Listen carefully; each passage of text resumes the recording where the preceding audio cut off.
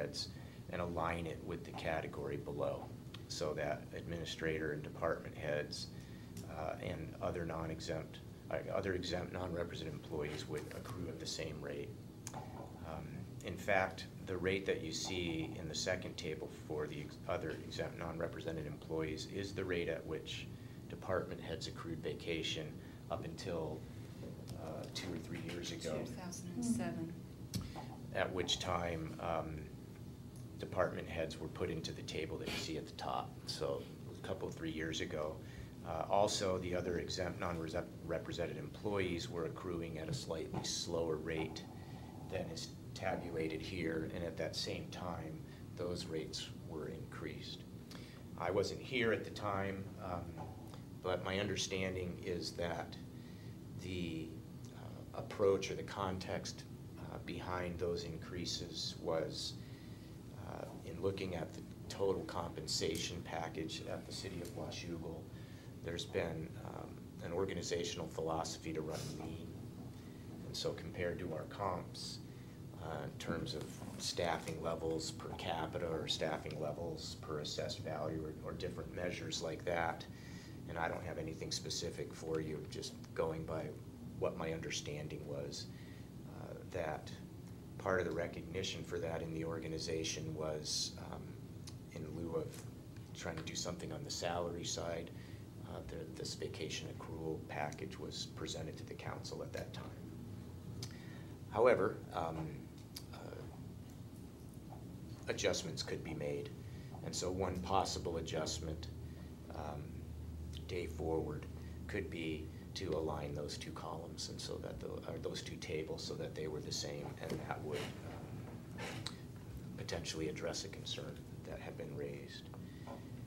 Before I go on to the bottom half of the page on severance, happy to answer any questions, or if maybe the council wants to discuss that particular piece, because they are really two different things, two very different things.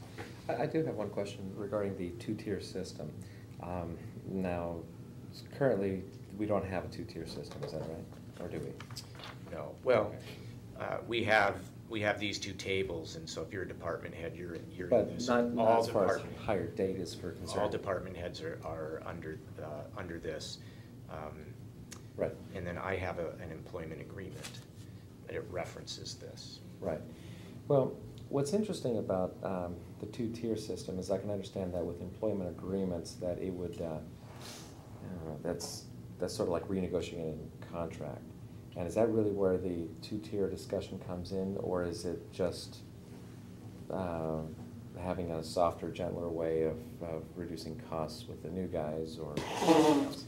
I think it's not necessarily precisely contractual in the absence of a very specific contract with an individual employee. Right. But I think that organizations kind of acknowledge the spirit of a contractual relationship, if you would, with their existing employers.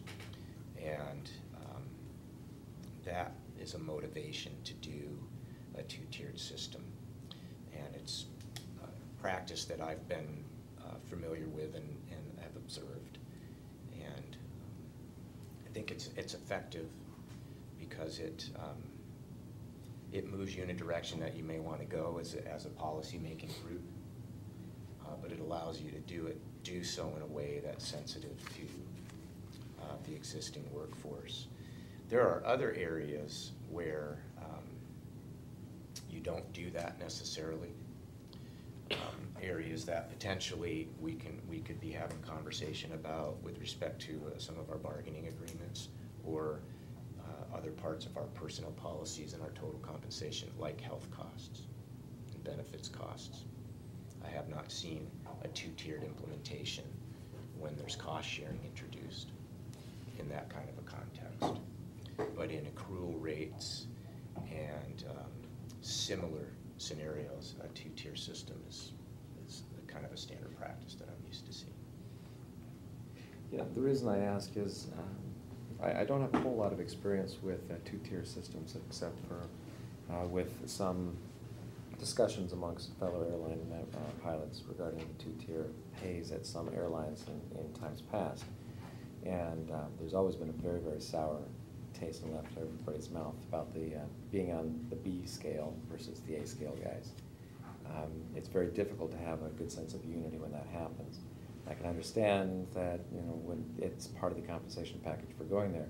The challenge, though, in my mind, in reconciling all of this, is that it's never comfortable to be cutting the pay or any part of the compensation package. But if we need to do that as a city, I think it would be more fair to new employees to keep it a sort of a uniform application rather than going to a two-tier system.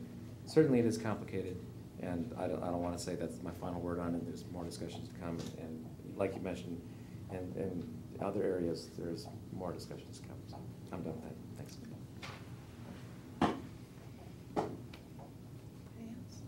Okay. Department heads, it talks about termination and reasons for possible involuntary termination. Are we going to part 2? Oh, are we not talking about severance pay yet? Not yet. All right, never mind. You get to be first when we get there. Thank Just my mic, I'm not ready to hard and fast, but the two-tier looks good to me only because the responsibility, the job that the department heads do and that Dave does, there's a whole lot more to their jobs than the next step down. Oh, The exempt or non-represented. I think you might be misunderstanding me. I'm talking about a two-tier system based on hire date. Right, okay, but I'm just saying that I have no problem with a two-tier Well, in this application because yeah, what they're doing and what the. but that's not what I was addressing. So I'm sorry if I was confusing there. But yeah, I can completely understand the mid-range managers and the department heads and the city administrator being on two different pay scales, and I support that because that does make complete sense to me. Sorry, I may not have heard what you were saying. What we were talking about two-tier is that when an organization introduces a reduction in the rate of accrual, say of vacation leave or any other type of paid leave,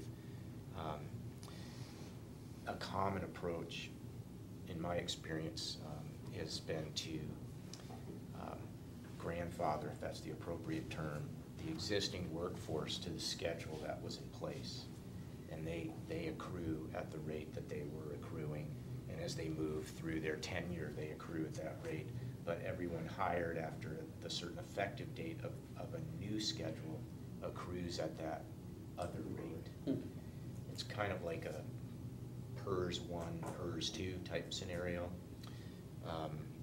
It does beg the question of two people sitting side by side and you know, in similar types of roles, and you know, one comes in and they get 12 hours per month in their first 3 years, and the other person gets 11 or 10 or whatever that number would be. We all remember, maybe some of us remember sitting next to PERS 1 employees and jealously eyeing their PERS 1 entitlement, but that's correct. That's you know, if there is a consequence, I guess that's potentially one of them. But on the other side of that, folks know what they're getting into when they sign on. Exactly.